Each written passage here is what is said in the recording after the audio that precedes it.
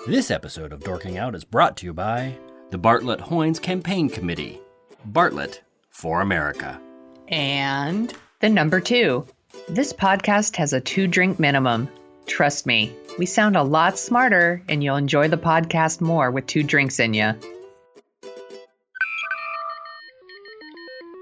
Houston, flight is go. Mila, let's go. STM. Safety contact. From Assignment X, Amalgamated Storytelling, and thesoniashow.com, it's Dorking Out with Sonia Mansfield and Christopher Allen Smith. Welcome to episode 25 of Dorking Out, a podcast for people who like to dork out about stories and the stories in culture and pop culture that we love. That means TV and movies, books and podcasts. We're going to actually include podcasts today. And pretty much everywhere and everything else where you find stories that interest you. This is the Rogue One Office Party Christmas edition. This is the Rogue One Office Christmas Party edition. With me today is my co-host, professional writer and author of the forthcoming Sonia Show, Sonia Mansfield. Hey there. Hello. With me today is my co-host, Emmy Award-winning filmmaker Christopher Allen Smith, author of the upcoming novel Jet Jurgens and the Infinity Key. In this week's episode, we prepare ourselves for Rogue One's release and talk all things Star Wars with Will Wilkins, host of Netheads on the Smodcast Network.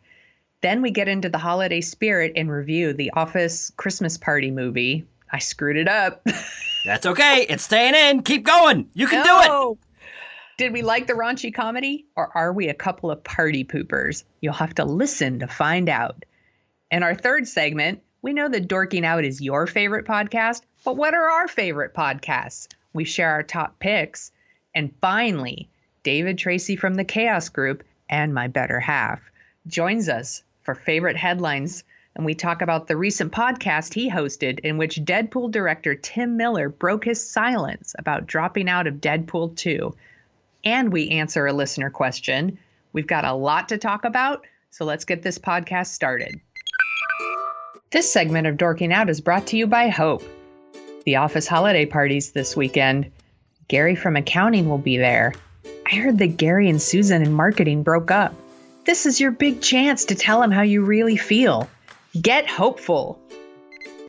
So now we come to topic 1, the annual State of Star Wars address. On this show, we like to take apart, examine, think about, remember, rhapsodize about stories. A lot of that stems from the first stories that we loved, or the ones we loved the most. Sonia and I, and Will, I suspect, are of the age where Star Wars Episode 4, A New Hope, lit that fire for loving good storytelling for all of us. So every year we're going to be planning to do a big Star Wars talk, peppered in between all of the little Star Wars talk, because we can't seem to go 2 episodes without talking about Star Wars. Joining us today for this first inaugural annual State of Star Wars address is Will Wilkins, host of Netheads on the Smodcast Network. Say hello, Will. Hello, Will. This All is right. the sound of my voice. This is the sound of my voice. So I'm going to try to set the table and then step back and let you guys talk. Where are we in late 2016 with Star Wars? Friday sees the release of Rogue One, a Star Wars story. We're going to have our review next week. Then, about a year from now, we're going to get Rian Johnson's Star Wars Episode 8, a rumored title, which popped up in the trademark filings for that one is Star Wars Forces of Destiny. I hope that's not the real title. Make of that what you will. So you could say that the state of the Star Wars universe is strong, but maybe there's some storm clouds on the horizon. Oh, here we go. That's right. I'm not going to, I'll get into it maybe when I start talking, but right now I want to listen to what you guys, how are you guys feeling about Star Wars? Tell me what you think. Will first, because he's the guest, Sonia. Yeah. Well, Okay, fine. honestly, first of all, thanks for having me. And I always love that thing when you get to sit on someone else's podcast, because It's like the most awkward cocktail party conversation you have to have because you really don't know where you fit into the dynamic of the conversation. But that said, I'm glad to know that I'm already amongst family. The whole thing for me in Star Wars, I hate to say it, but of course it just is so ingrained with our childhood, at least if you're anywhere in your 40s whatsoever. So it's kind of hard to be what I would consider reasonable about Star Wars. I mean, especially when they at least produced something that was extremely rewatchable with Force Awakens. And now just them getting to dip back into the creative well and get to play with the old toys, if you think about it, with these now the in-between saga, separate Star Wars stories. I mean, these things, like with Rogue One, there's so much there that they get to play with that we literally haven't seen in decades. And I'm amazed that that we not only get to see it, but I think the other thing that's amazing is that it seems like the right creatives are in place to make sure that they deliver on the quality that we're looking for. Definitely not that prequel mentality anyway. That's my spiel. What did you think of the prequel? Thank you. What did you think of the prequels? Just to kind of set the table, we had some guys that defended the prequels. They were kind of the generation of the prequels, and from my point of view, they made a pretty good case. They directed a documentary called "The Prequels Strike Back." Right, exactly, and we're going to have a link to that in our show notes. But I was surprised at how persuasive a case they made for the prequels actually being pretty good. But then I recently rewatched them again in preparation for Rogue One, so I'm kind of back and forth, but we'll get to that later. What did you think of the prequels? I gotta say, Chris, that was like unnecessary punishment you put upon yourself to even revisit these things. Yeah. I mean, to hear Anakin Skywalker tell us about the difference between the lush green of whatever Amidala's planet was named, where Jar Jar Hell Binks came from, and then the breakdown of that between the harshness of the desert. Oh, the eloquence! How could we ever look back on those things? I've been thinking about think they were good. How? Yeah, I've been thinking about like how would I prep for watching Rogue One, and I actually can't bring myself to watch the prequels again. And I've said this before, and everyone can send their hate mail to soniamansfield@gmail.com. I actually kind of like the Phantom Menace. I'm a Phantom Menace apologist, but I can't bring myself to sit through Revenge of the Sith or Attack of the Clones again. The only thing I can say that was good about Phantom Menace was the one multi-part YouTube video that was done in a strange voice where the guy was breaking down literally why the entire plot of the Phantom Menace just completely collapses under any form of logic whatsoever. Yeah. No, I understand why people don't like it, but I still like it. But look, here's the one thing about it that is also true, and that's that I couldn't make the prequels. I didn't have the capability. I didn't own the rights, but one guy did, and so he and his at this point I'm just going to say cronies. They had a particular vision, and it involved toys, really, and appealing to kids. So, I can't make a Star Wars movie, so who am I to comment really on them other than the fact that they weren't for me? I mean, it's like every one of them I saw, it's like, well, that happened. I got more out of seeing, in some ways, the re-Lucasified original films, after their quote unquote improvements in the theaters. I think I got more out of seeing those again. Even though I hope this doesn't sound sacrilegious, but am I the only one that thinks the original Star Wars, A New Hope, it really doesn't hold up that well? Well, I still love it.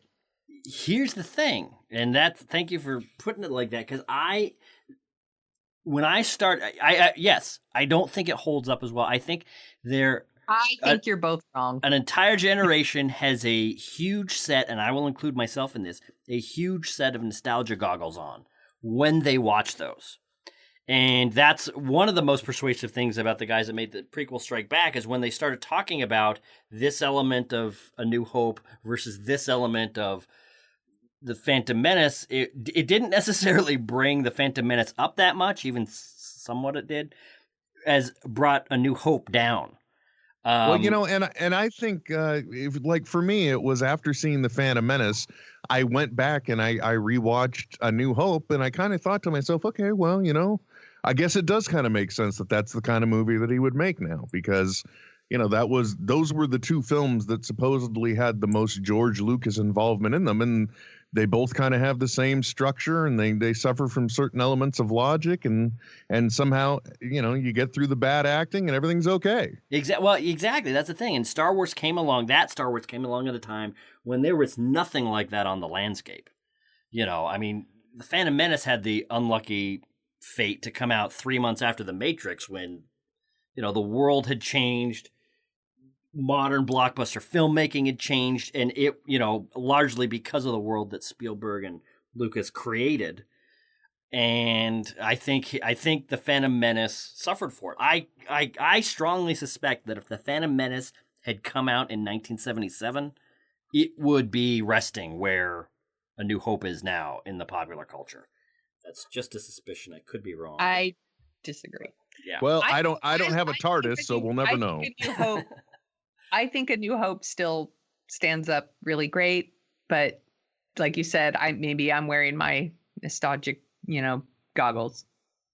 But I'm sure my love of it has to do with, the age in which I watched it. I was 6 years old, and I've watched it a million times since then. And now that movie is a part of my language, Yeah. And it is for a lot of nerds, it's the common language we all speak. Yeah. I totally get it. And there are parts of the movie that are great. Don't get me wrong. But I mean, there are just also certain elements where, you hear Luke whining about having to go to Tashi Station, and you want to hit Hamill in the mouth, even though it'll voice the Joker later. You still want to.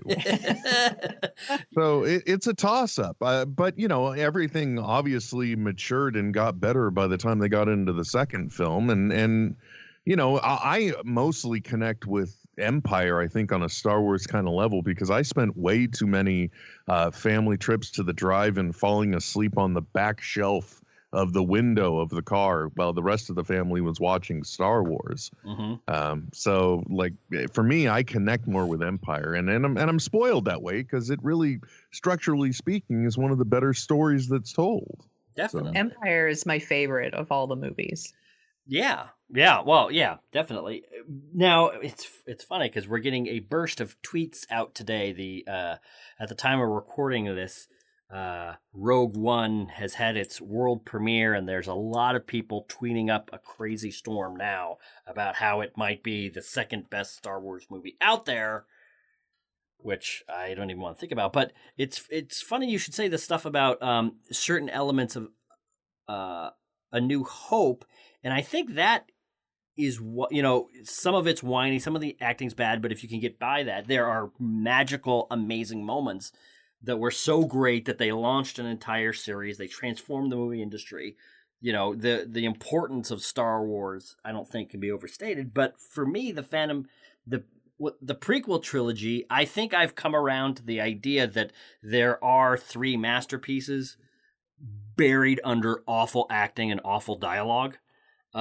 Because there are moments for me, I was just watching Revenge of the Sith last night, and there are moments that are just visually amazing. The action is fantastic, but probably the worst directed scene I've ever seen, it starts at the beginning of that movie with Anakin and Padme talking about how much they love each other, and it's just... You don't like that? No, my God, it's amazing. Like I found myself watching Natalie Portman just bewildered at how awful she can look. Like how could a performance like this get out of a high school gymnasium, let alone get into a Star Wars movie? But then there was the operatic battle between Obi-Wan and Anakin, and that was just great. So maybe that's the thing. Maybe See, and for me, Yeah. it was nothing. I like my biggest problem with the prequels is Mhm. that really I think they suffered most from Lucas's love of technology, and I felt that way at the time, and after what we saw what they did Mhm. with Force Awakens, where they fell more back onto practical environments. You know, the final Yeah. lightsaber sequence happens out in snow, for gosh sakes. It's Yeah. not, you know, for all of these digitally rendered buildings and force fields shooting across stuff. No, it's in nature. It's almost like they intentionally went that route to make sure that we knew we weren't in the prequel world anymore. But those movies, for me, every one of the sequences, no matter what's going on, I'm just a little too distracted by what I considered Lucas's love of the technology and coming up with these virtual environments. You know, I'm sure he thought at the time it was this big creative canvas he was painting, but you know, it's essentially he was drawing up the McDonald Land characters on the side of a McDonald's, not, you know, the Sistine Chapel. Well, Those movies are so cold. They're cold. Yeah, exactly, because it's all digital. They hold you at arm's length. I agree. I do agree. There is a definite, and thanks for putting it like that, because that kind of helps me coalesce some thoughts that I was having on Force Awakens. Is that the Force Awakens is a lot of fun, and I think I've said this before. Is it does the essential things that we want from Star Wars. The first thing, we want them to be fun. We want them to be enjoyable rushes. But one of the things I was struck by watching the prequels again is there are moments where they talk about, fear leads to anger, anger leads to hate, hate leads to suffering. There are these kind of Yoda teaching moments, or, Obi-Wan says something or Qui-Gon says something that kind of communicates kind of the larger themes of what Lucas is going for. And none of that is on this. So he was really kind of swinging for the fences, reaching far beyond what he could actually grasp. But none of that was in The Force Awakens. None of the teaching, none of that kind of stuff. But the cool space battles, the humor, the likable characters were all there. So it's kind of like they shot much lower with The Force Awakens, but they hit their mark. Where Lucas, I think, shot a lot higher, but he missed pretty drastically in a lot of ways. But I don't know. Maybe I'm just in a sequel defending mood. I don't know. Well, The Force Awakens too. The one thing it benefited from, which was pretty much a slam dunk, that there was going to be another movie after this. So they could, and we as the audience all knew as well, that this is the beginning of a new, what they're calling saga set of films. So like telling this main storyline. And so they and we all accepted the fact that we are being given merely a bridge movie. This is a movie to get us from what we knew into what they want us to know now. Right. And we all accepted that, and they gave us enough nostalgia to make it, fantastic, seeing Han Solo on the Millennium Falcon one more time. I mean, that movie, it was a gigantic mug of hot cocoa is what it was. It's what they were giving us. Right. It was. Any of you guys watching South Park this season where they talk about member berries? Remember Chewbacca? Yes. Edit. Oh, sweet Christmas. I love those guys. Sweet member berries. Oh, baby. It's like I really did like The Force Awakens, but when I saw the member berries, it was like, wow, they got my number. Pretty good. So I want to throw out a couple other things. I am actually, let me step back a little bit. Will, what have you heard about, you have your ear to the ground of pop culture? I guess that's a horrible metaphor, but so what are you hearing about Rogue One? Oh my gosh. Well, first of all, the internet is exploding basically because all week we and we meaning everybody that's not in Hollywood have been teased by these images of an X-wing fighter sitting on Hollywood Boulevard because it's all been in anticipation. My husband drove by it. He was down in LA and saw it, and I was like, I'm so jealous. Well, yeah, and the guy I sometimes get to work with, like I knew he was going to get to go. And sure enough, the moment I found out well, actually, I think it was last night. I just realized, well, I guess the Rogue One premiere got out and they're letting everyone talk about it because apparently everybody loves it. And I think Kevin Smith himself compared it to Empire Strikes Back level of a film, and it's just so much fun. And he said there's even connections to the original trilogy, which kind of makes sense because the base that we see Jyn at, that could very well be the base that Leia gives up at the beginning of A New Hope, and they go to, and they're like, yeah, it was just abandoned. There's nobody there. Right. Yeah. You know, so there are those opportunities to once again tweak us with the nostalgia stick. It's going to be, I'm super excited, but so far, everyone I have seen that has gone to it just has come away absolutely adoring it, which for me, I guess that is my new hope, if you will. I try to have managed expectations for these movies, but it's starting to get a little hard, like too hard for me. And I'm getting really, really excited and starting to have really high expectations. Yes. So this is the closest we're ever going to get to Christmas in our lives ever again. I mean, it's literally I'm so at this excited point, that every holiday season we're going to get a Star Wars movie. That's right. And then to help get us through, the months before that, Marvel is there to cradle us along the way with their little movies of good feelings and superheroes, and somehow actually we are able to stomp down evil. Give us that hope, please. Yeah. We need it. I wonder if on average these Star Wars movies will do better in the next 8 years than the prequels did way back when. So let me ask you this, though. You were talking a little bit earlier, Will, about having the right creators there and, managing these well. And I think that there is definitely something to be said for that, but we've heard a lot of rumors about reshoots for Rogue One. There was Josh Trank, director of Fantastic Four, which we can't talk enough about. Everybody drink. That's right. Everybody drink. Chris mentioned Fantastic Four. Every time Smith brings up Fantastic Four. That's right. By the way, I don't know what your guys' position on that movie is, and I am not meaning to open Pandora's box, but honestly, if you took just the Fantastic Four context out of that movie, it's not a bad film. Well, it just has a rushed ending. But other than that, I actually found, I seriously, granted, it was one of those times where I just could not sleep and I was watching it at 2 a.m. That impairs the judgment. But I thought you take the Fantastic Four story portion out of it. If you don't consider that and you just see the film for a wacky interdimensional story, it's not too bad. Here's the thing. I 100% agree with you. And the reason I am so fascinated by the Fantastic Four and keep bringing it up is the first 30 minutes are actually really pretty good. Maybe, the first 45 minutes, this movie could really be going somewhere. And then I don't know what happened. It's kind of like it fades to black, skips a year.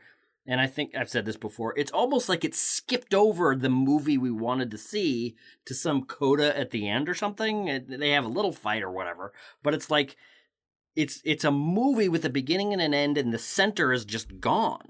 And it's just and they couldn't seem to edit their way around it. It's a very strange movie. A lot of bad movies are, it's crappy dialogue, it's dumb character points or whatever, and you just kind of check out pretty early. But this one was just like, oh, I don't understand what all the huff is about. And then somebody flips a switch in the center, and it's like, oh, wow, this really went off the rails.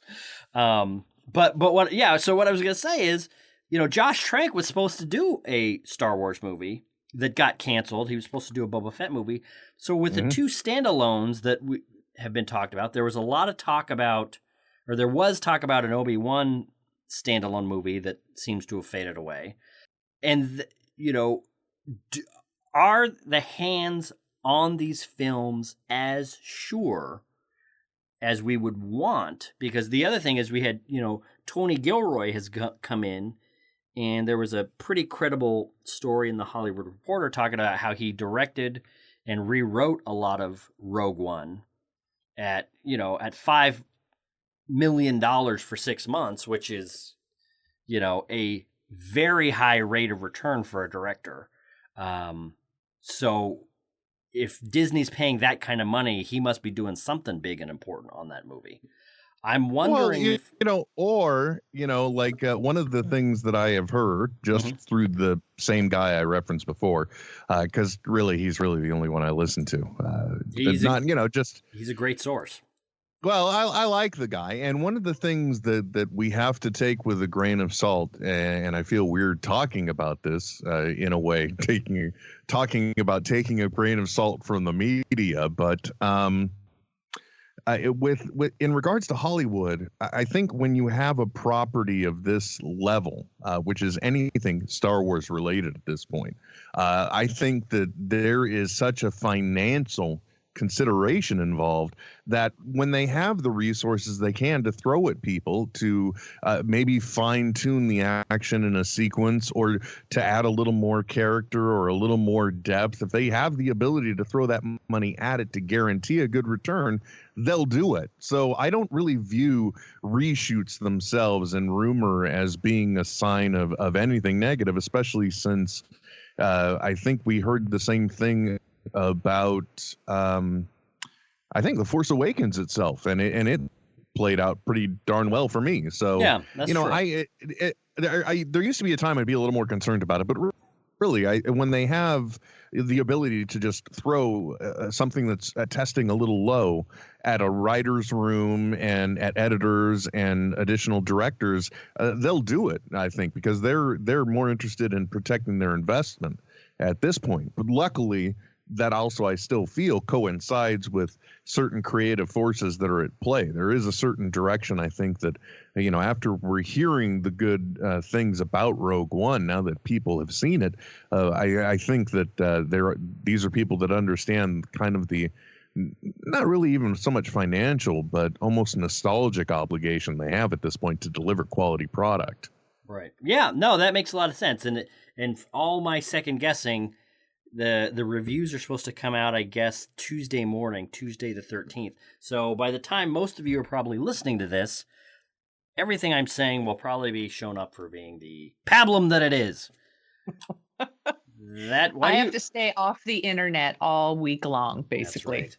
So, because I'm afraid it's going to be ruined. All right. So, I've been doing that too, especially with like Rogue One and any of the rumor sites in general. I've given up on rumors, and I'm just like, let me just live in the moment.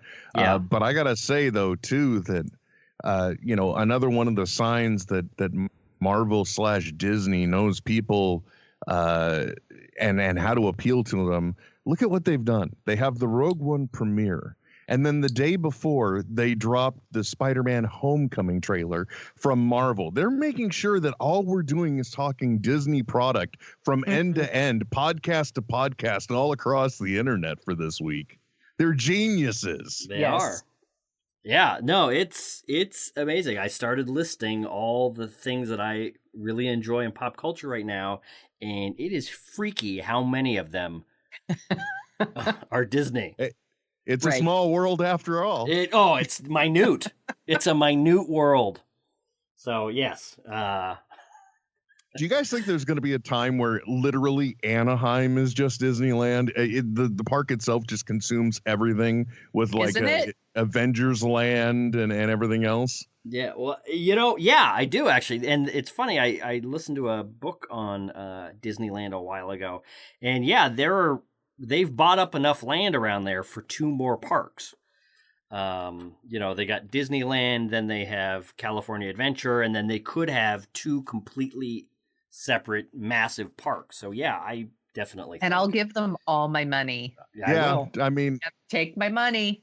That's one of the benefits of being in California, I guess, is being able to, hey, you know what? Every once in a while, we used to live in Southern California for a little while, and I think I got oversaturated, but I also went to Disneyland for my honeymoon, so it's been interesting to see the power of raw commerce, because literally Disney has restructured all of Anaheim immediately around the park. I mean, they literally took over strips to build downtown Disney and everything else. It's just amazing what the power that company has. It I'm is. starting to sound like a paranoid conspiracy person, but seriously, it's almost like what was it, Demolition Man? In the future, all companies are Disneyland or a Disney. Disney just wants to make Anaheim great again. Stop, Oh, come on. Sonia. We have to have places we can hide. That's right. And Disneyland is one of them. That's the thing, is Disneyland is so artificial and so calculated that there's something, it just kind of comes together in this perfect way. And it is it is the happiest place on earth. I love that place like crazy, even though every inch of it is calculated to It totally get that works response on from me. me. It does. Yeah. So speaking of... Oh, what? Nothing. Go ahead. Oh, I was going to say, so speaking of totally working on us, that brings me to kind of the last pebble that I wanted to drop into the conversation, which is the fate of the saga films. Kathleen Kennedy has talked about in January, I believe, they're going to get together and discuss what they're going to be doing with Star Wars in the future. So, they're more than halfway through shooting this new trilogy. Rogue One just came out. They're going to see how that does. That looks like it's going to be great. There is some buzz. In an interview that she gave, she kind of seemed to float the idea that maybe they won't have any more Skywalker family stories. Maybe they will. They're going to figure that out at the story conference in January. Do you guys want them to continue doing, episode films? Do you want them to just do a bunch of non-Skywalker saga films, or how would you like to see Star Wars play out over the next couple of years? I'll let Will go first because he's wow. Honestly, that's a really rough one because at some point you don't want to get too much of a good thing. So really, and kind of in some ways they're giving that to us now. I think with these new saga films by kind of differentiating between the what's the term they're using for the original characters? It was something like legacy characters or something else that just sounded like they should be in a museum. It was horrible. But, vintage. And I really think that it's just, there's only so much I think you can beat the dead horse of the quote unquote saga films, and there's only so much we're really interested in seeing. Like if we're following the Skywalker clan, there's only so much I think creatively you really want to tell. At some point, you do want to kind of branch out or at least establish a new saga, try and come up with a new story, and they have the creative power to be able to pull something like that off. So that's what I'd like to see. And, every once in a while they do get to kind of dip back into the creative soup and come up with some new dish for us with all of these, not really prequel movies, but kind of separate Star Wars stories. And I think people just want to see more of those, or maybe it's going to be that something develops out more from one of those eventually, and that could inform the next saga. I just hope they don't overthink it. That's all. Because, just let's keep it good and fun. That was the one great thing about the last movie, was that it was just oozing with nostalgia, but it was also just generally fun. Yeah, that's a great way to put it. I think like Star Trek, there's a million stories you can tell in the Star Wars universe, and I would like to see some of those stories. So I'm kind of fine with them venturing off from the Skywalker family, and I'd like to see some stories that don't involve blowing up the Death Star. That's right. Well, hopefully we'll get that next year, but I don't know. We'll see. Just like I would, we also want to, watch a Batman movie where we don't have to watch the Waynes die, and we want to watch a Spider-Man movie where we don't have to watch Uncle Ben die. Or like currently watching the CW's The Flash, and it's like, oh, look, the other big villain is another speedster again. Okay, great. Yeah. It can't be some other type of challenge. No, it's got to be another speedster. Okay, guys. Right. Well, yeah, You got to admit though, how many more of these stations can people build without other people coming along? I mean, seriously, at this point, by the time you've gone planet-size investment, I'm sure there's no coming back from that. It's just like you got to write that off, and all right, we got to go with a new direction, people. Yeah. Yeah, the planet thing's not working. Yeah. It's that's the other thing is, the Star Killer base essentially accomplished its mission. You wiped out. That's true. It wiped out the New Republic, and that's it. So fine, you destroyed Star Killer base half an hour too late. But yeah, technically speaking, it did achieve its mission, and now there is essentially no resistance from this occupation of the First Order.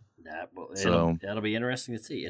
That's right. It's the Skyfall of the Star Wars universe, where after you've walked out and maybe a month or two after you've seen it, you think, "Oh my God, the bad guys did win." Damn it! That's right. They just didn't get to keep on winning. That's right. So, all right. Well, yeah. Is there anything else that you guys want to say on Star Wars as we look ahead to Rogue One coming out in 4 short days? I feel like I've said everything. I just want to see it. Cool. I really hope that after I walk out of the theater having just seen it, the very first thing I think about is I can't wait to see it again. That's the best feeling. Yeah. Yeah. It's just like, oh my God.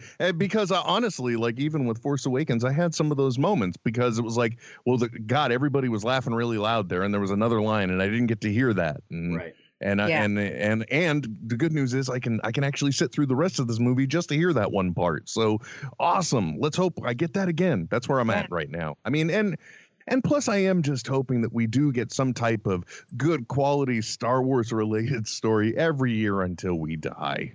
That's not too much to ask. It's not, I think, I was joking to my sons last year when Disney was gearing up to this is, you're not going to see the last Star Wars movie. I am definitely not going to see the last Star Wars movie. They're going to be making these, they've been making James Bond movies for 50 years and they're not making anywhere near the money these movies are. So yeah. Until them apes rise up and take over.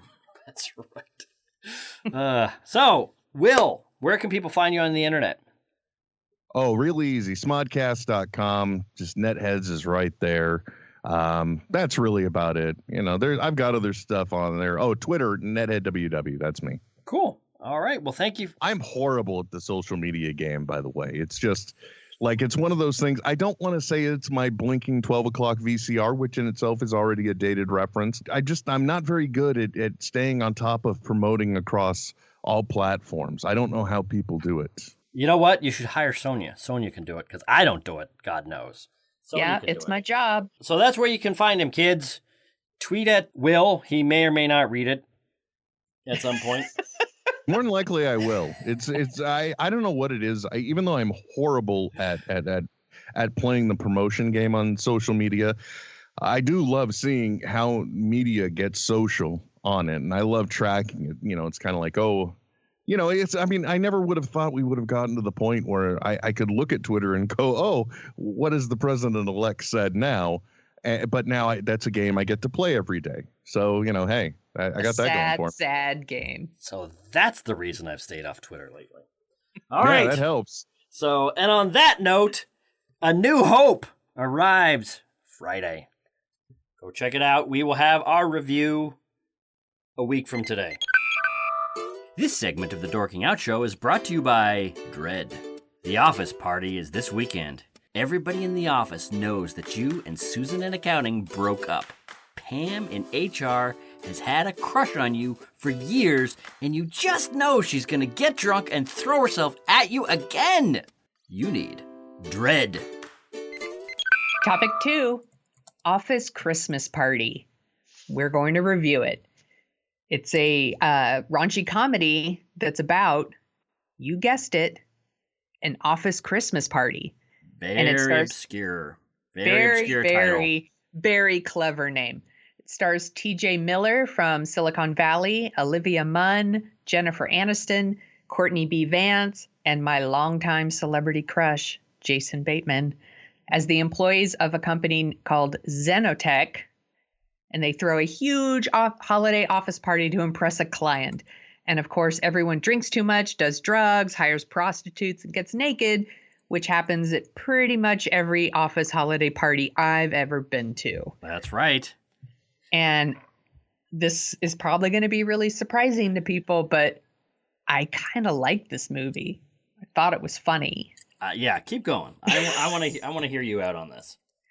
I realized that this movie could have been funnier. I think it is a little bit of a victim of let's cast a lot of really good people and let them improvise instead of maybe having a script that was really locked down and funny. But I did think there's some really funny stuff in there, and it kind of reminds me of those really mindless like comedies of the 80s, like, you know, like Bachelor Party. That's a mindless one. Which, by the way, I don't know if you've seen that recently. I've seen parts of it over the years, and I think even back in the 90s I watched it, and it was like, oh, this is not aged well. Yeah, sometimes these I'm pretty sure like Office Christmas Party isn't going to stand the test of time, and I will have forgot I saw it probably by tomorrow. But I had a good time watching it, and I think there's some really great people in it. I think Kate McKinnon is always super funny, and I think she was very funny in this. And there was a woman who I haven't seen her in anything else, named Fortune Feemister. Do you know this person? I don't know who this played person. the first-time Uber driver. Okay, actually, And I thought she was so funny. Yeah, I like you her. know, and there was a really stupid subplot with like a love story between Olivia Munn and Jason Bateman that was absolutely chemistry free, but I still had a good time watching the movie. I laughed. Did you hated it, huh? No, now I didn't hate it, and I think that there's something important that critics especially do need to remember when it comes to comedies, which is if you laughed, you can't argue with it. It's not, you know, you got to just accept it. You know, I think a lot of critics, you know, take off on, you know, way back when it was Chris Farley movies or Adam Sandler movies or a lot of different kinds of movies like that. A lot of Jim Carrey movies at the beginning of his career. They just, this is dumb. This is kind of intentionally, aggressively low bar. So we're going to tee off on it, even though all those movies were intending to do was make people laugh, and they definitely accomplished that. So I think that's something to think about. Unfortunately for this movie, it did not make me laugh. Oh. It was... Not at all? It maybe a little bit. My problem was every single thing in here was exactly as you would expect it when you hear the name Office Christmas Party. It's kind of like, you know, okay, we're going to have HR. It's a comedy, Office Christmas Party. What's the HR person going to do? Well, they're going to have this crazy party, so let's have the office HR person be totally tight, locked down, you know, stereotypical nagging mom. Let's have her do that. Then, which is just such a obvious down the middle of the plate thing, I found myself actually really not laughing at Kate McKinnon. I thought she was quite funny. I thought she was the best thing in the Ghostbusters remake because she was kind of aggressively weird. Here, she's just, obviously, it's the obvious school marm performance. And I almost, and this is kind of one problem that I have with a lot of comedies and the way Hollywood screenwriters for films like this tend to go. It's what's the obvious thing that everybody's expecting? Let's just do that. You know, the killjoy HR person. How many movies have we seen that in? 1 million. Like, I'm thinking, how funny would it have been for them to, you know, have like a Charlie Sheen type character in that position where their job description is you got to protect the company, lock everything down, and be careful. But what they want to do is just go nuts. And that tension could be really funny. Now, it's always a danger when a critic says, well, I would have done this with the movie. Right. You have to review the movie we actually saw. Exactly. But the reason I highlight that is a kind of example of those kinds of choices just radiate throughout this movie, and it's obvious. Like, TJ Miller, he plays the son of the founder of the company, and he's kind of a screw up. And he's a lovable oaf who, 20 years ago would have been played by, Chris Farley or something. You're right. Then there's Jennifer Aniston. She's careful. She's industrious. She's studious. She's really put together. So, of course, she needs to be the mean you-know-what. 20 years ago, her character would have been played by Rob Lowe. And she just comes in and is the killjoy that wants to suck all the fun. And guess what she's going to do? She's going to close the branch at Christmas. It's just... Can I tell you, there's something really interesting about this movie to me, is that it is a movie that actually stars no movie stars. None of these people are movie stars. Yeah, they're not. Like, look, Jennifer Aniston, I think. Jennifer Aniston. No one loves Jason Bateman more than me, but he's not a movie star. Right. TJ Miller is not really a movie star. Right. Olivia Munn is not really a movie star. Kate McKinnon is going to be a huge movie star. Maybe. But she's not yet. Yeah. And I'm sorry, I know that Hollywood's working really hard to convince me otherwise. Jennifer Aniston is not a movie star. Jennifer Aniston was fantastic on Friends. In fact, she was so fantastic. I loved her on Friends. She was so fantastic that she's been writing those fumes for 20 years now. Yeah. What was she's not a movie star. She's been in a couple good movies, but yeah, she is not a movie star. She cannot open a movie. Her reputation as a movie star is vastly inflated compared to what she usually delivers. Right. I think this kind of movie is like the right use of Jennifer Aniston, like smaller, kind of like, I don't want to say mean, but like mean. Yeah. Like, I don't know. I like an ensemble piece is the right fit for Jennifer Aniston, I think. Yeah, that's true. She was good in the Horrible Bosses movies, I thought, because on one level she was Jennifer Aniston, really well put together, successful business person, but right under that she was nuts. She was kind of over-sexualized and everything. But the main thing about that character is she was completely psychotic without and being she's not just the star. No, which is why she was very enjoyable in those. She was a lot of fun to watch because she could just do her crazy thing, and it was fun. But yeah, I just, everything about this movie. I mean, I noticed it was like the movie was fine. It was fun. It was okay. And then Jillian Bell showed up as a pimpette. Yeah. Female pimp. And I found myself, what happens is one of the office workers goes down and they hire an escort to pretend to be their girlfriend at the office party.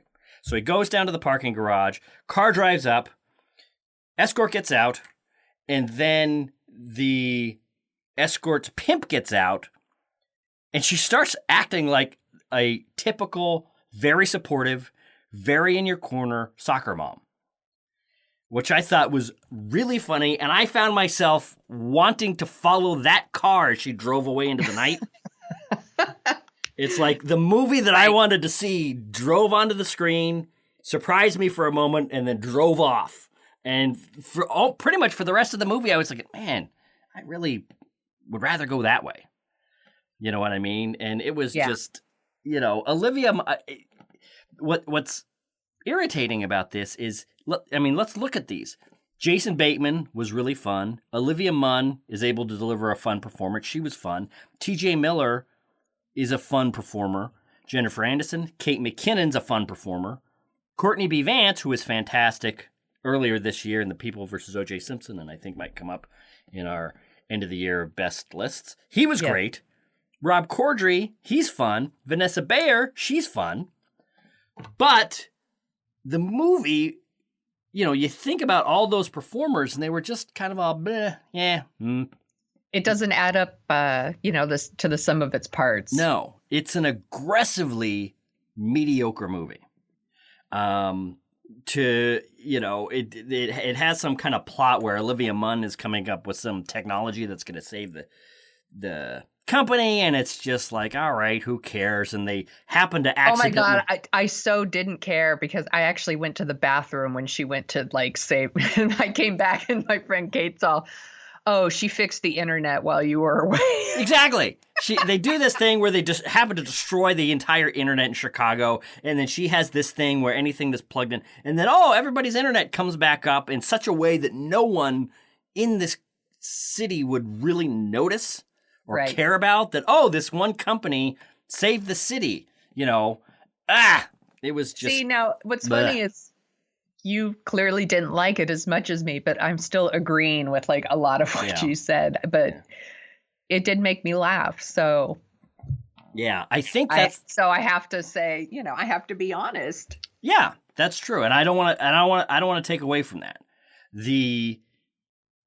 I think this movie could have been more. Like it needed to be, it had all these great people. It could have been way funnier. I think it could have been even raunchier. Yeah. Yeah. It could have, it could have really gone there. And I think it holds back. It's almost, it's almost like it was going to go for PG-13 or something. Like they really could have just gone all out and made it. It's funny really you should say that. Yeah. Now that you should say that, is the only thing that pushes this into an R is a couple F words. There's no, there are some things in like... I think we see some boobs. Yeah, maybe. There's some things in the Farley Brothers movies that are just, oh my God, I can't believe... Like gross out comedy, the big gross out comedy boom of the late 90s, early 2000s. This could have been a lot worse. This could have been nuts. And I actually kind of like the fact that they didn't go that far. They were kind of relying on, we are going to be funny and have funny characters in funny situations. Unfortunately, I think it was just very milquetoast and very just, there you go, that kind of thing. So I was not crushed because I didn't frankly expect a huge amount, but it was just very all of the very safe choices that happen in modern movie comedies and especially modern broadcast network comedies were on display here. It was absolutely nothing was surprising, nothing was interesting, nothing was new, or they didn't try anything interesting. I guess, for somebody that's bitching and moaning about being interesting, I'm using that one word over and over and over, almost as though I don't know another word for interesting. Engaging. How about that? How very interesting. It is interesting. What would you give this on a scale of 1 to 10, Sony Mansfield? I think it's a 5.5. All right. I was going to give it totally like it's a 5 movie. It's like a C movie. Yeah. All right. I was going to say 4.5. There's nothing about it that's really bad. So, so you start getting down into the 3s or the 2s. Right. But there was just, it's funny. Yeah, 4.5, 5 is what I'd say. So even though I seem to like it a lot less than you, we essentially, again, surprise, have the same score. Yeah, but the thing is, it's like, I couldn't go any lower than a 5. But like, something like Bad Moms, which I saw this year, made me laugh really hard. And I gave that like a 7. So. Okay. Yeah. Maybe I just don't like comedies. Maybe I'm just a hard-hearted, mean bastard. Maybe that's what's going on. Maybe you're just a serious dude. That is definitely true. Stick to like Manchester by the Sea. Oh, I am not looking forward to that. I've already seen it. I'm going to watch it. I hear it's great. Right. But I don't think there's a critic in America that has not used the word depressing talking about that movie. It's depressing. I've seen it. All right. So. And on that note. That's right. Depression. It's a thing. This segment of the Dorking Out Show podcast is brought to you by the Nakatomi Trading Corporation. The best traders trade with us. Topic 3. Over the last 10 years, this is a little bit me injecting myself into the intro of this topic. Over the last 10 years, while podcasts have become a thing, I'd have to say pound for pound, hour for hour, they have become my favorite way to get news, entertainment, and keeping up on culture. I would say I probably listen to, you know what? I'm not going to answer how much I listen to podcasts daily. But since the beginning of this show, we have promised to talk about podcasts, but we have never made good. That ends today with Sonia and I talking about some of our favorite podcasts. But first, I'm going to ask Sonia a question that I did not tee her up for. Okay. Sonia, my favorite. This will give you a little bit where I don't get where I'm unprepared. That's right. I am such a nice co-host. How many podcasts would you say you are subscribed to? Oh, that's a good question, and I could pull up my phone right now. 1, 2, 3, 4, 5, 6, 7, 8, 9, 10. All right. I got and a then question. I have a whole bunch that I'm not subscribed to that I just listen to every once in a while. Okay. All right. Actually, we might be closer than I thought then. Are you one of those people that there are people that get stressed about shows piling up on their DVR? Yeah, I do get stressed about this. Are you? Oh, okay. I don't get stressed at all, which is why I have 168 subscriptions. But I'm like you in that there's some podcasts where I will listen to every single one as soon as it comes out. Like the Dana Gould podcast, boom, right there every single time. And I'm sure that's going to be on a upcoming segment like this. I'm surprised that this wasn't one of your picks. Yeah, here's what happened. Because I started listening to that one because you introduced me to it. Uh-huh. Well, yeah, I should, actually. I think I naturally gravitate towards... I almost think of the Dana Gould show as not a podcast. It comes out once a month, but it is just... it's just diamond tight. I love it. It's nuts. Yes, so we are going to talk about it. Mine, what I found myself after this election, probably from... June on, I was listening to almost exclusively political podcasts from the left and right all over the place. And I was just sick to death after the election. So I veered very far away from that, which is where these podcasts are coming. These are kind of entertainment-focused podcasts or interview-focused podcasts. So that's where I'm going. But enough rambling from me. Sonia Mansfield, what is your first pick for some of your favorite podcasts? I should give a little history here. So I'm actually kind of newer to podcasts than you. You have always been, you listened to podcasts from like when they first started. And I remember writing with you when we were in college and you were always listening to books on tape. That's right. Which I think is, kind of a precursor to podcasts. And I actually really didn't listen to podcasts until like a couple of years ago when my husband, David Tracy, asked me if I would co-host a podcast with him.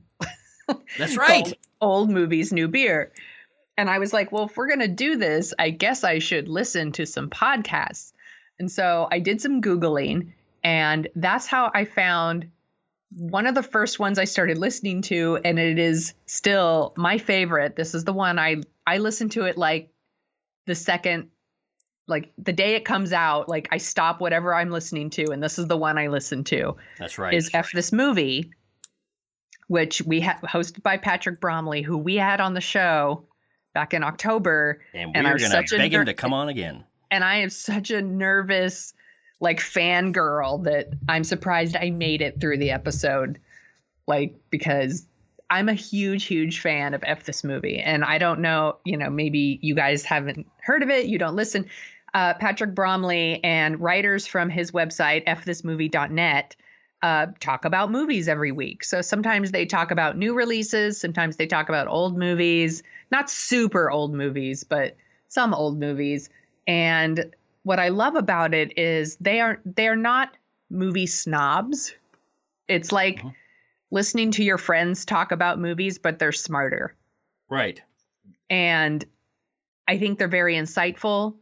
I think they're very funny. And some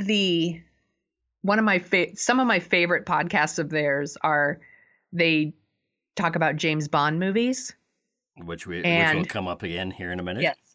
And there's one episode in particular with Patrick Bromley and Michael Pomero where they talk about the Living Daylights.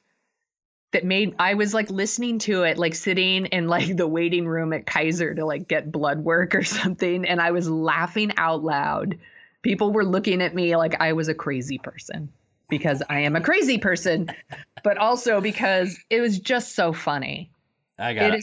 Check that out. Yeah, it is such a good podcast and a really good community around the website too. But I really, really enjoy it. And it is easily my favorite. Cool. What is one of your favorites? My first one is a podcast that I picked up 3 days ago, but I love it like crazy. Way to dig deep, Smith. I've heard about this will totally come off, or this might totally come off like last minute cramming, like, you know, your teacher gives you an assignment to write an essay on whatever you want, and then like the day it's due, you find yourself looking at it like a cup on your desk and you write an essay about that. This is not that. However, it could come off like that because I literally did just start listening to this podcast. The podcast is called West Wing Weekly, and it's hosted by Joshua Malina, who played Will Bailey in the later seasons of The West Wing, and Harishi Hiraway, who is a musician, and this is a fantastic podcast on creating a show and how entertainment gets made, how television stories get made. What they do essentially is they started with the first episode of The West Wing, and they each episode of their podcast talks about that episode, and a lot of times they'll bring in interviews from actors. I think they've had most of the cast on by this point. They'll bring in actors, but then they'll talk about, well, you know, the history of the presidency is like this, and it was fictionalized a little bit here. Let's bring on the speechwriter for Carter or Reagan or whoever and talk about what it's like to be in a real White House, or what it's like to try to get your nominee for the Supreme Court on the bench, and they'll talk to the guy that handled that in the episode about Edward James Olmos getting put on the bench. Right. It's just a fantastic show. They take the story apart, and what's really great is a lot of these podcasts, like you'll see a lot of podcasts about Star Trek or whatever. There's more. The world can always use more Star Trek podcasts, by the way. I say apropos of nothing. Anyway, and a lot of times it'll be like fans of the show and everything's great and oh, it's sweet and oh, I love this and oh, I love that. But Joshua Malina, this is like his work. He's on Scandal now, I guess, which I don't watch. But so you'll find him kind of picking apart Aaron Sorkin's, and he's also Aaron Sorkin's friend. He's been Aaron Sorkin's friend since they were kids, I think. Yeah, I remember him first from Sports Night. Right, exactly. And he was also in A Few Good Men, and he was also in he was on the stage of A Few Good Men, I think. So yeah, he goes way back. Anyway, he was actually in contention for Rob Lowe's spot, but he didn't get it. Anyway, so he will actually say, "Oh, I didn't think this scene was any good. This storyline didn't make sense. Oh, they were trying to do this," and it, you know, like he'll actually kind of knock around The West Wing in a really authentic, really revealing kind of way. Not just like a holier than thou or a smarter than thou fanboy just tearing something down, but he'll like critique it from somebody that's actually had to say lines written by Sorkin and all that kind of stuff. It is a fantastic insight into making popular culture and kind of what it takes and what the pressures are and what the drawbacks are and all this kind of stuff. And oh, that's the other thing. At some point, we're going to have to talk about The West Wing because I'm starting to watch it a little again. Yeah, I've been thinking about rewatching some too. It is amazing. Well, when you do, subscribe to West Wing Weekly, and it's going to be fantastic. It's like the greatest director's commentary out there. But what else is great about it is I forgot how much of modern television, because people talk about, The Sopranos, The Sopranos, The Sopranos. The West Wing was doing serialized storytelling at a level, like it's like an HBO show trapped in the body of a network drama. It is really good and really ahead of its time. I mean, that whole series is it's not exactly like Game of Thrones, but it is one long story from the first frame of the first episode to the last frame of the last episode. It is all one continuous story that's spectacular. Anyway, so yeah, West Wing Weekly. We're going to have links to all of these show websites in our show notes. Yes. Sonia Mansfield, what's your second one? So, like everybody else in the world, I loved Serial and plowed through that first season really fast. And the second season was fine, but not my favorite. Right. And I was kind of in the mood for more of that, more of, I guess, exploring a cold case. So that's how I found the podcast Someone Knows Something, hosted by David Ridgen. And he's investigating a cold case about a 5-year-old boy who vanished on a family fishing trip in Eastern Ontario in 1972. Ooh, I don't know if I could listen to that. It's tough at first. There's a few things. It's really interesting. I haven't finished it yet. Mm-hmm. But what I'm enjoying is it really is about like the process of investigating a cold case. It's not just here's what we found out. It's also about like how they found out what they found out. Mm-hmm. So I really like it. I really like that the episodes are really short. Like most of them are under 30 minutes. Okay, So, that's good. I can listen to like an episode on my way to work. And season 2 just started. And this one, they're investigating the disappearance of a grown-up this time. So it might be a little easier to listen to. But this is really interesting.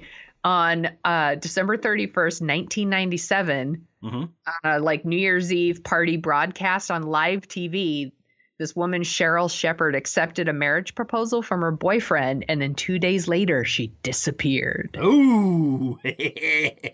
So I'm pretty excited to start listening to that one. So I'm going to really get through the rest of season 1, and then I can start season 2 because I have to do everything in order. You have to do it in order. That's right. No, that's a very rewarding way to go. So, question though, it's really good. Do they figure out what happens to the kid? I don't think they do. Okay, so it's one of these. It's going to be like an ongoing. Okay. Like I did see like in my feed that there's like season 1 updates. So Okay. I think they catch back up with it, sort of thing. All right. I don't know if it's just interesting. Like, can a case like this be solved? You know, like, and how they go about it. It's very interesting. I don't know if it's like at the level of Serial. Like Serial was really addicting and crazy tense, but yeah, I really like this one. It is kind of scratching that itch. Cool. All right. What's your next one? My next one is How I Got Here. This is also a relatively new podcast that I like. It's hosted by Harry Hill and Tim Barnacle. It's an interview podcast, which is, for me, one of the reasons I love podcasts is, and I think I've talked to you and I talked to a friend of the show, Aaron Rice, about this, is there's something about a long interview that you can get more out of, and it's much more valuable, a conversational long interview. Because after, you've interviewed people for a living, Sonia, and I've interviewed people when we were both journalists and stuff. And, you ask them a question and they're ready for that. They're kind of anticipating when you're going to interview them on a subject, the first 10 questions or whatever. So once you kind of get through those questions, there comes a point in the conversation where it's like, well, I've said everything I plan to say. Now what? Then when the interview keeps going, then you really start getting kind of more authentic answers and all that kind of stuff. But how that factors in here is these guys are essentially new college graduates. And they're they played, I think, this podcast off as like, well, we don't know what we're going to do. Let's interview a bunch of people and see how they got where they got in their careers.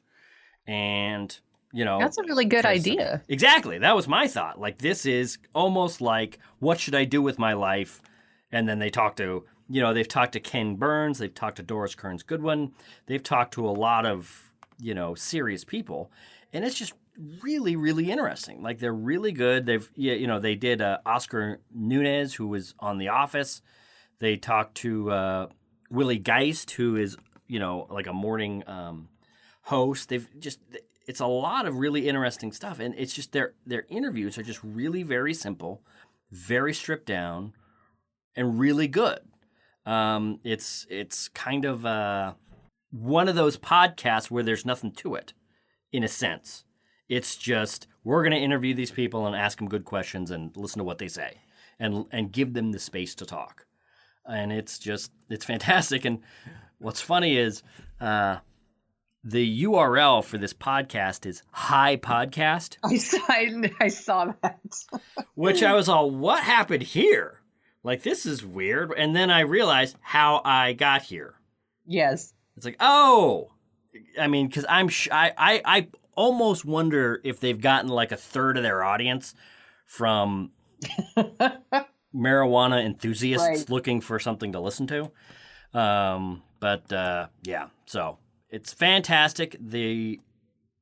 Oh, wow, they have an election special. I didn't know that. Interesting. All right. So, yeah. So How I Got Here, fantastic interview podcast.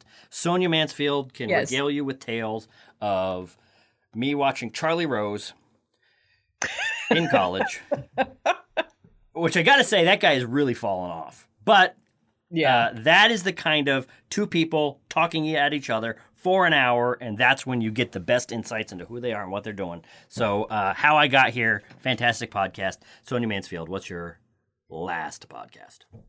I'm so predictable. Like, this is probably like everybody's favorite podcast. I love This American Life.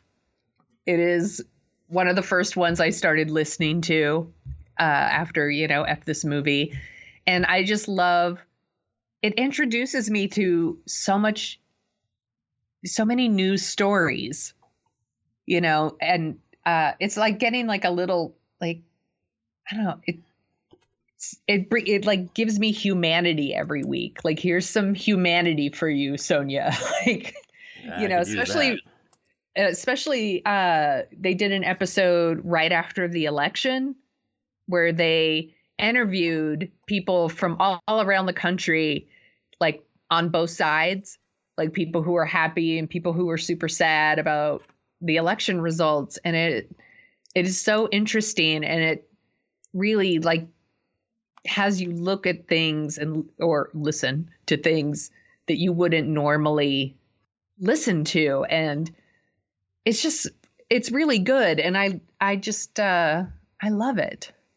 And cool. I felt like it would be, I know it's stupid to like put it on the list because it's like, such an obvious choice, but it is one of those ones I love. And I love that, like I said earlier, I get a little stressed out when I feel like I have too many podcasts on my list, but I feel like This American Life is one of those ones that keeps. So Definitely. Like, I have like a ton from like their archives that are just sitting like on my phone to be listened to. And I know that I'll get to them someday. I just think they do such amazing work. Yeah. Like I'm fascinated at this, how they find the people that they find and how they come up with the stories that they decide to highlight and how they tie them all together. And their use of music is really clever. It's just such an amazingly well done show. It's fantastic. That's the thing. You said a couple times, both off mic and on, like, oh, it's, everybody picks this and it's expected and blah. I don't think so. I think American people take it for granted. Like, it's such a good. Exactly. This is the Uber podcast. A lot of the first wave of podcasts was essentially talking heads, people chattering about news or chattering about different subjects or that kind of thing, kind of like radio shows. And a lot of times you would get good interviews, but that's what it would be. Like the best shows were a host interviewing somebody for a long time and talking to them. This American Life is the people that make cereal. Well, cereal is a This American Life show. The people that This American Life trained on how to do very rich, detailed, very edited things. They've branched out into a million different areas now, and now half the podcasts out there, and nearly all of the top podcasts out there, all sound like This American Life. Yeah. That style of radio editing, that style of storytelling, that it's just, it's fantastic. I do want to ask you a question, though. Yes. In the last 5 years, and I don't know why, I found myself, like when I started listening to This American Life back in the early 2000s, and sometimes I would hear it like in the 90s. And every time I heard it, it was like, wow, this show's insane. And I would never, it was like radio. And usually I'd be taking a long drive somewhere. It's like, I don't know what that show was, but it was amazing. That kind of thing. And then I found out, oh, it's This American Life. Do you think it's kind of fallen off a little bit? It hasn't for me, but I have to say, like, I haven't been listening to it as long as you. Okay. Well, I did want to mention there is a very specific episode that I think it was last year, or maybe it was even 2014, with Lindy West, where she confronted one of her trolls, one of her internet trolls. That was good. It's an amazing episode, and I highly recommend that one to people. Yeah. Well, yeah, actually, let me ask you this, because it used to be they'd have a theme, and then they'd have stories on that theme.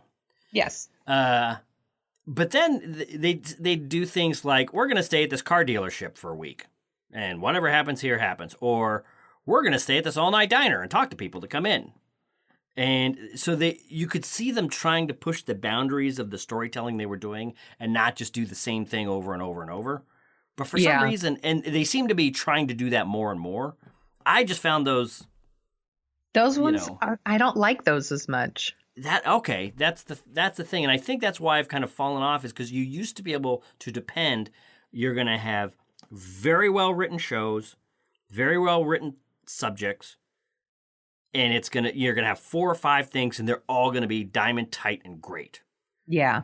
And now it's like sometimes you'll get an episode like that, and then it's like gold. But then sometimes it's like the used car episode. And you get to listen to the guy negotiate and whatever. And it's just, right. It's fine. It's good, but I'm not interested, a lot of the time. So I was just curious because I found myself letting This American Life pile up a lot, but I might have too many podcasts to pile through anyway. So it sounds like you do. What is your final pick? My final pick is I was talking about The West Wing and how it's made kind of by people who are in the industry and doing stuff and involved in the thing that they're talking about. James Bonding with Matt Gorley and Matt Myra. And I think one of them is definitely, I think Matt Myra is on Chris Hardwick's The Nerdist Show, and they do a bunch of podcasts. This is the quintessential fans talking about the thing that they love show. And I have to apologize to Dana Gould right now for not having his show on here, because I said, well, his show is, it comes out once a month and whatever. These guys have done 25, 26, 28 episodes, let's say, over 4 years. They'll do an episode and then they'll be gone for 6 months. And then they'll do an episode. And what they did was, the show is James Bonding, which is, guess what it's about. What they did was they started with the first and the last James Bond movies, and they would, watch one and comment on it. So they did Dr. No. Then at the time, I think it was Quantum of Solace. Then it was From Russia with Love, Casino Royale. And they would kind of march to the middle by going back and forth and back and forth. So they've done all the James Bond movies now. They've done a lot of kind of special subject. They just came out with an episode on the music of James Bond, which is just fantastic. And the thing is they are really you could tell that they love James Bond like crazy, and they've read a huge amount of books, and I think it's Matt Myra. It's always one of the Matts. It has to be. It has to be. He actually buys clothes that James Bond wears. But it's kind of by researching James Bond so much, he's actually learned how to dress like a gentleman and all this stuff, and it's kind of funny to listen to. And anyway, so it's great. But at the same time, it's not super produced and super slick. It's just people who know a whole lot about a thing just riffing on it and talking about it and going back and forth. And it's just a lot of fun. And the other thing that's great about it is because it's so loose, sometimes the episodes drive right off a cliff. And they had... We can relate to that. I don't know what you're talking about. One of the, kind of an infamous episode that they did was Goldfinger, where they had some guests on, and after a while, it became clear that the guests probably didn't watch the movie. Well, let me actually, you know what? Did they watch like Austin Powers Gold Members? No, they watched the movie, but what it looked like, and I kind of, like, I remember listening to this show thinking, my heart's kind of with them, but they're so obnoxious about this. I don't know if I can take it. Let me find it here. All right, so the episode is called James Bonding, Episode 5, Goldfinger with Allie and Georgia. And Allie and Georgia were a pair of female comedians that are on the Nerdist Network.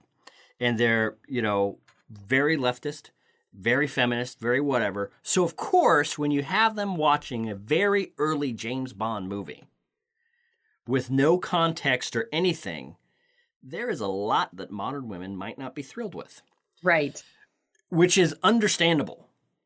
The problem is, what it seemed like is they watched a half an hour, they threw their hands up, said, screw this, and then they went on the show. They went on a show dedicated to James Bond with a lot of James Bond fans, and Goldfinger, up until Daniel Craig started doing James Bond movies, Goldfinger was the best. It was the gold standard. It was the best James Bond movie. It was the template for everything. It was the Empire Strikes Back of James Bond movies. It's the one everybody loved.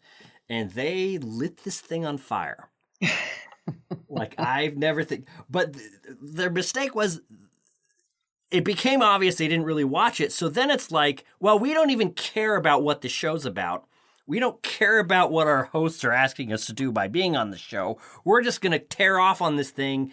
And it's not really that funny because they don't kind of know what they're talking about, because you could tell that they didn't really finish watching it or even watch half of it, I don't think. Right. So it was, yeah. And then I think they had them on like a week or two later. They had like a special episode like, holy crap, we've gotten a lot of hate mail. Stop, please. Which makes sense, but also, I think you and I have talked about this, and I think some of what you and I have talked about when it comes to James Bond comes from me listening to this, because they have, they refer to Roger Moore as the rapey James Bond. Yeah, he is. I would agree with that. Okay, but here's the thing, and we've talked about this. Okay, so is Daniel Craig. What? Who is Daniel Craig raped? No, I'm okay. No, but here's the thing. In Thunderball, in Goldfinger, in I think Dr. No, but definitely in Thunderball, Sean Connery's James Bond literally raped someone. Not figuratively raped someone. Not like, oh, maybe, you never know, back and then, maybe she was, trying, to keep her honor or whatever. She was pretending like she didn't, but she really did. It wasn't that kind of thing. There's a woman saying, no, no, no, no, no. The camera pans away, and we know what happens. Oh, dear. I haven't seen it in so long, I don't even remember that. See, that's the thing, is Sean Connery did that several times in his movie. Roger Moore never did that. But Roger Moore has the reputation, or has the, hey, it's funny to call Roger Moore rapey kind of thing.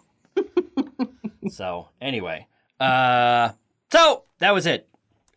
James Great. Bond. That's a great way to end this segment. That's right. That's right.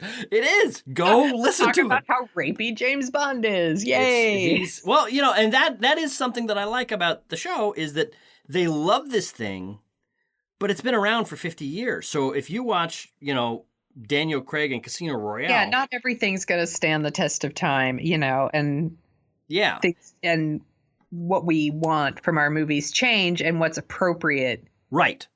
Exactly. And there is a kind of, when you go back to think about it now, you could do the thing that most people probably do. They watch an old movie, they don't have any context, and they go, I just don't like this. That's a thing. But if you're going to be on a show about a thing, maybe watch the movie. I don't know. Yeah. So yeah, and there's a lot to there. That's the thing about the James Bond movies is portions of them really hold up. And portions of them are so weird. Well, maybe we should do a segment and watch some James Bond movies. I would love that. I would love that like crazy. Let's talk about it. Oh yeah. All right. Actually, you know what? Here, this is forget about rape. This is a more interesting way. Forget about rape. This might be a more interesting way to close out the segment. What is your favorite James Bond movie? Oh, gosh. You know what? I would need to start watching them all again and probably to decide. I really liked Casino Royale. I really like Skyfall. Okay. Surprise, surprise. We're both on the same page. But I also really like The Living Daylights. I need to see that. So, keep going. No, I was just going to say, I would need to start watching them. Okay. From the beginning because it's been a really long time. Yeah. But I mean, it's easy for me to say the ones I've seen the most recent are the ones I like the most. Yeah. No, that makes sense. Thank God we're not having this conversation right after View to a Kill. Die Another Day. No, see, View to a Kill I think is very cornball fun. It's weird. Die Another Day is we should talk about James Bond sometime. It's just a train that wreck. would be fun. Yes, we should. Actually, last thing I'm going to say about Living Daylights. Have you seen it recently? I saw part of it a couple months ago. It was on whatever random cable channel. So how weird is it that James Bond essentially fights with Osama bin Laden in that movie? I didn't even get that far. He fights He fights on the side of the Mujahideen against the Russians. Weird. What's even weirder is at the end of the movie, Bond's back in London talking to M, and they're at this party, this diplomatic party where the Cold War is kind of coming to an end, and the Mujahideen that he worked with come in with their bandoliers of bullets and their guns, and they make a joke. Oh yeah, it was kind of tough getting through security at the airport. At the end of Living Daylights. I didn't make it to the end. I was just watching a little bit, killing some time. I need to watch it again. I need to watch it again, obviously. Because I saw those parts a couple of years ago, and it was like this looks so unbelievably weird in the current, where we're living now. It's just, yeah. Anyway, so The Living Daylights. So we're not going to end on rape. We're going to end on James Bond fighting on the side of Osama bin Laden. That's not weird. Nope. It's time for our favorite headlines of the week. And I'm just going to go ahead and start. My favorite headline is director Tim Miller breaks his silence about his exit from Deadpool 2. This story's been picked up by a lot of entertainment news sites, including Collider and Entertainment Weekly. And Miller shared his story on the podcast CG Garage, which is the official podcast of the Chaos Group, which just so happens to be co-hosted by friend of the show and my handsome better half, David Tracy. So he's here to give us the dirt. What did Tim Miller have to say? That he loves Dorking Out, and he listens to it all the time. Since you don't sell T-shirts with it printed on there, he made his own Dorking Out T-shirts. God, that would be so great if any of this was true. For the record, fans, what him actually talking to Tim Miller and being on this other podcast is true. Everything he said so far is total fiction. So CG Garage is so you guys know, it's a podcast about the visual effects industry and architecture and just computer graphics and how they're used in visual effects and stuff. So it's a very insider, kind of a nice opportunity to like listen to stuff that you don't see on the DVD extras. And we did our 100th episode, and it was great because we had Tim Miller and Joe Kosinski. He's the director of Tron, Legacy, and Oblivion. And you just get to listen and watch these two directors just talk shop, basically. So it's a very kind of a cool view. And during the conversation, Tim wanted to bring up about Deadpool 2 that it was all very amicable, and he's actually has a great relationship with everyone on the show. He's like really, really indebted to a lot of the people that he worked with on both sides of the camera for it, and still has a good relationship with them. But he wanted Deadpool 2 to be scrappy and small and kind of in the same vein of what he had done before with Deadpool, and studio wanted to go larger, which studios want to do. But he's still in good relations with everyone. He's working on some other cool projects, so he wanted to put that out there. Now, correct me if I'm wrong, but the buzz that went around when he left is that he wanted to do a bigger, kind of maybe more traditional, just big blow out the doors movie for the second Deadpool, and Ryan Reynolds wanted it to be small, scrappy, more like the original Deadpool and keep it like that. And I guess what you're saying is the truth, at least from Tim Miller's point of view, is kind of the opposite. He wanted small, studio wanted big. Is that right? I think so. I mean, I think, and it makes sense to me too, because that's sort of his, that's the stuff he loves. And he has an advantage, by the way, because he owns a VFX studio called Blair Studio. They do really, really good work. And if you know how much a shot is going to cost in terms of visual effects and know what's doable and what's not doable for a particular budget, Tim's got some pretty good insight onto, he can get a lot out of a low budget film with his skill set, because he runs a visual effects studio, I think. If that makes sense. No, that definitely makes sense. That definitely makes sense. So did he talk to you about what he's working on now?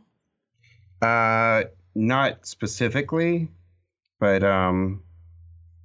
stuff. He couldn't say anything publicly. He did say he's working on one particular thing that's going to have all lovers of graphic novels and comic books. It's the stuff that they have wet dreams about, is what he said. Oh, yeah. Wow. You're gonna have to. I don't know what that is. Now, the reason I ask is I thought that they announced, like when he left Deadpool, they announced his next thing or what he was going to be doing, but maybe I'm completely wrong. I don't know. Yeah, you know what? They did mention a title from Fox, but he didn't bring it up. Okay. Didn't bring it up in it. All right. Yeah, I guess not. No, you go to IMDb, there's 2 shorts, one in 2002, one one in 2003, and then there's Deadpool in 2016. That's his.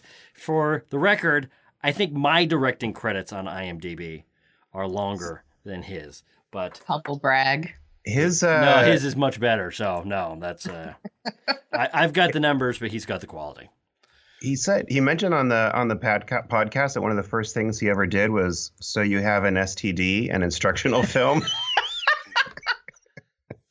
See? So that's his humble beginnings. I am always trying to get. See, places. That's really funny because Smith is always talking about STDs. That's right. That's the thing. I'm always trying to get, for instructional STDs. videos, places Trying to get them to go with that. One of my proudest moments was convincing Chico State to have an instructional video on how not to set things on fire. Come to Chico State, please don't set it on fire. So please don't burn things. Please don't burn things. So, all right. Oh, what? Yeah, it's really cool. Oh no, just I recommend listening.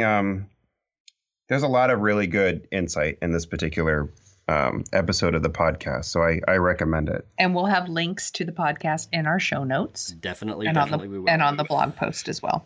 Excellent. Cool. All right. Thank you, handsome David Tracy, for joining us. That's my legal name, Handsome David Tracy. Thank you, handsome David Tracy. You can just call me Handsome Smith. All right, handsome. Actually, this might be kind of fun. See you later, handsome. Right. Hey, Bye, handsome. sweetie. Smith, what's your favorite headline of the week? All right. My favorite headline of the week is a listener question that came to us from the message boards of Dorking Out, and I would like to read it for you now. I know this isn't about Gilmore Girls, thank God, but I've listened to past shows and have to ask this. You are the ruler of a vast galactic empire. You are constantly besieged by very powerful extraterrestrial threats intent on wiping you out from existence. Not just killing you, making you not exist. I just ad-libbed that little part. What would be the best form of government for an empire on that galactic scale? Please take into account that the communication still travels slowly through space and would bring democracy to a grinding halt. It sounds, and this comes from Colin Tuttle, one of our favorite listeners, and it sounds to me like Colin might have an answer for this in his head already. This is an amazing question, and I have been thinking about it nonstop since I saw it on our blog, and I've been working on my answer. Here's the problem. Yes, no, I've got a really good answer for this one. I'm sure you do, Sonia, but this question's not for you. I neglected to read the first line of the question, which is, this question is for Chris. So, sorry, Sonia, not for you. Damn it. Fine. I'll just sit here. All right. Here's my answer. Democracy. I'm sorry. You pretty much said democracy would bring a galactic federation or a galactic government to a screeching halt. And if Star Wars has taught us anything, you might be right. Here's what I would say, though, is I agree with Winston Churchill. Democracy is the worst form of government, except for all the others. You got to have a democracy, and there is an example in science fiction that addresses this very issue, which is the United Federation of Planets. That's right, kids. Star Trek, again, shows us the way. It always comes back to Star Trek. It does. While you have in the Star Wars universe the psychopathic Skywalker family murdering their way through 3 generations now at this point. In Star Trek, you have a collection of planets that all rule themselves, they all do their own thing, but when it comes to intergalactic threats, as laid out very succinctly in Colin's question here, they have a fleet that comes together and can focus on murderous bad guys. So I would say the best form of government is democracy, because otherwise you spend all your time clamping down on pressures. You find yourself clamping down on, different cultures. You find yourself having to kind of rule your empire rather than protect yourself from what's coming out. So, Colin, I would say democracy, even though you said it would bring everything to a grinding halt. I disagree. I think a loosely formed democracy with a space fleet led by Captain Kirk or Captain Picard, that's the way to go. Sonia? My answer would have been different. It would have been different, but unfortunately, Colin asked me and only me. Better. So, sorry. And for more thoughts on how a intergalactic federation of planets should be governed, make sure you sign up today at jetjurgens.com for the forthcoming Jet Jurgens and the Infinity Key. Oh, here comes the shameless plug. That's right. There's no shame in this plug because in the second half of that book, a lot of these questions come up, and definitely in book 2 and book 3 and book whatever, because I have my whole crappy universe sketched out. This comes in. Everything has to have a universe. It does. It does. Good news, you guys. My Sonia Show book does not involve a universe. No, bad news. It does involve a universe, and it's this one. This one sucks. That's right. Let me clue you in, people. I love Sonia. I love her blog. But it begins with cancer and it ends with Trump. So you tell me. You tell me. I don't know which one's worse. That's when you need a coin to flip to let you know. So, Sonia Mansfield, yes. Is there anything that you would like to shamelessly blog or talk about? No, I'll just say goodbye. Bye!